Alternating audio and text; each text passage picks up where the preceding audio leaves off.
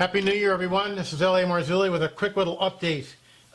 We were supposed to go to Chichen Itza, we being Russ Dizdar, Richard Grun, and myself, and of course the trip was canceled. I blogged about that extensively, so I'm really not going to get into it too much here, only to say that up until the last minute we were ready to go. We were prepared to go. We wanted to go. It was on the agenda. And the captain of the hosts, the Lord himself, spoke not only to myself, but a dream through my daughter, which then we had confirmation. Russ had confirmation. Richard had confirmation. I'm not sure what would have happened had we gone down there. I have no idea. But we were told to stand down, and so we did. Out of that came a blog, and I just want to read this to you real quickly and then kind of comment on it. There is no ascension, no paradigm shift, no end of the world. In short, all the hype about the Mayan calendar and the supposed end of the world is nothing but a lot of hooey. Just like I wrote in the Cosmic Chess Match and predicted this a priori over a year ago. The plumed serpent god Quetzalcoatl was a no-show. The Mayan elders with their crystal skulls and Kundalini serpent spirit and secret rituals weren't able to bring him back. As I have stated here numerous times, the place to watch is Israel.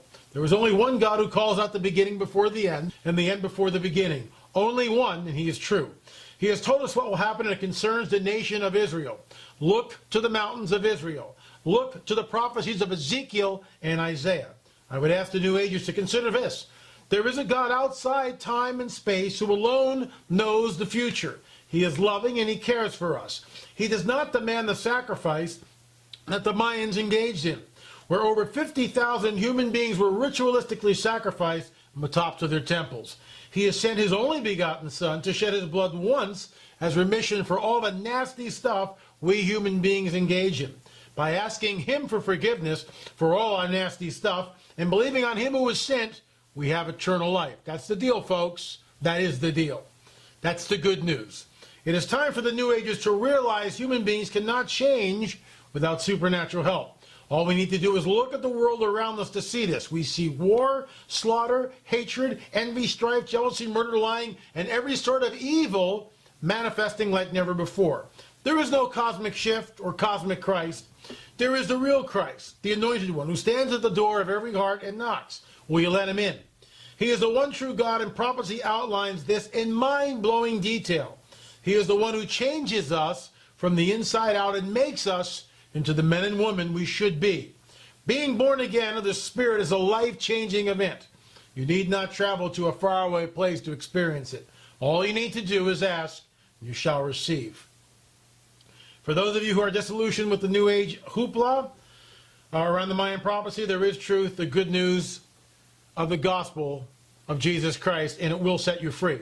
Look, here's the deal, folks. I want to make it real clear. I'm not talking about religion. I'm not talking about monks with funny haircuts and statues and burning candles and edifices and murals on the wall and tapestries and incense and all this other nonsense. These are the trappings of men. I'm talking about a real experience with the God of the universe. It happened to me 32 years ago. It still continues to this day. I commune with him more than I ever have before. And the neat thing about it is you can too. And this isn't a call to try to, evangelize everybody and Bible thump. It's a real experience. It's what happened 2,000 years ago to those first group of men who gathered in that upper room when the Spirit of a living God came upon them and they were changed from the inside out. It's not a lot of hoopla. It's not false promises. It's not, weird visions or getting your third eye open. It's not those things. The Spirit of a living God comes into our lives and changes us from the inside out. Are we perfect? Absolutely not. But during that change, which is a process which happens over decades, it's been 32 years, I no longer am the man that I was 32 years ago. And anything in my life that has value or worth, I attribute to him. If not for him, because I've blogged about this before, 32 years ago, I was a drug-taking, fornicating, occult-worshipping, let me try that again, drug-taking, fornicating, occult practicing, and guru worshiping pagan. That's what I was. And he changed that. He changed that. He changed me. He can change you too.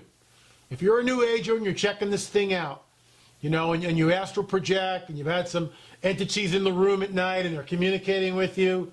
All I can say is that type of stuff is a deception.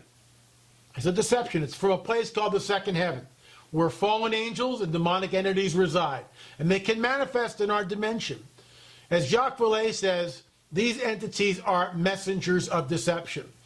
And for those of you who are in communication with them, you will notice that they lie all the time. Here's a perfect example. There was a crop circle fairly recently, a couple of years back, in Avebury, and it showed our solar system. And in that solar system, it showed what many consider to be Planet X. And we heard this hoopla, oh, Maya 2012, December 21st, Planet X, we're going to see Planet X, and Planet X is going to come in, and it's going to destroy everything, and we're going to have a pole shift, and it's the end of the world, and all this nonsense, oh my gosh. And people believe that stuff. Meanwhile, in the Cosmic Chess Match, myself and others are saying this isn't going to happen this way. The place to look is Israel. What's interesting is that so many of the New Agers look at this crop circle and believe that this crop circle was the real deal. Okay? And it pointed to December 21st. And now everyone's backpedaling. Well, wait a minute. It's like we were lied to. Oh, really? And here's the deal, folks. If you were lied to then, if you were deceived once, that's deliberate. Because deception means that who's ever planning a deception is deliberately obfuscating the truth. They know what the truth is, and they're steering the viewer and the recipient of their message away from that truth. And that, my friends, is pernicious. And that's deliberate, and that's what we see in the crop circles. We also see that, of course, in the 2012ers. Here's the deal. Real prophecy, written thousands of years ago, is unfolding before our eyes in the Middle East. I'll give you one example. Isaiah 17 declares, Isaiah was a prophet that lived a couple thousand years ago. He wrote the book Isaiah. So it's not like some woo-woo-woo, biblical, weird, encrypted code stuff. No, it's just, here's the deal. Prophet Isaiah, a couple thousand years ago, the guy wrote this stuff in a book. They say, well, who cares? Well, I agree. Who cares? Unless the prophecies that he wrote become true. Not some fuzzy quatrains like Nostradamus, or some, stuff like Edgar Casey. Real prophecy.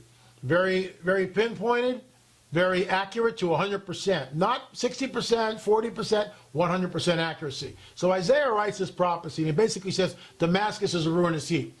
For those of us who have traveled in this prophecy, we've looked at this and wondered, how can that possibly be? How can Damascus, is it going to be from the Israelis attacking? Is it going to be the Ezekiel 38 war? But now we see something that no one would have ever imagined. We see Damascus being destroyed literally brick by brick by brick. Recently, Bashar al-Assad released Scud missiles in the city, firing into the city, firing into his own troops, or I'm sorry, the rebel troops, with Scud missiles. That's crazy. There are pictures where it shows Damascus, certain sections of Damascus, reduced to rubble. Is it a complete fulfillment of that prophecy? No. But as a watcher or as a watchman, I look at this every single day to see exactly how far this Arab Spring has gone in Syria. Nothing would surprise me at this point if Damascus literally was reduced to a ruinous heap. And that would be the fulfillment of Isaiah 17. Folks, we are living in tenuous, tumultuous, unprecedented times. The place to watch is the Middle East. The place to really watch is the nation of Israel. God is not done with the nation of Israel. Absolutely not. For those of you in the replacement theology camp, with all due respect, you are completely wrong. It's like sitting in a baseball game with blindfolders on and earplugs in. Israel, the chosen people. They have been gathered into the land, just like Ezekiel 37 and other prophecies state they would be in the last days. They are now a nation, which is a nation comprised of unwalled villages. People say, what about that big wall that keeps the Palestinians out? That, my friend, is a wall. When the prophet Ezekiel wrote about a land of unwalled villages, at the time, 2,600 years ago, every single city was surrounded by the highest, strongest, thickest walls you could possibly build. Tel Aviv has no walls. Beersheba has no walls. Jerusalem has the wall to keep out the Palestinians. I get that. But Israel as a nation is now a nation comprised of villages without walls, gates, or bars.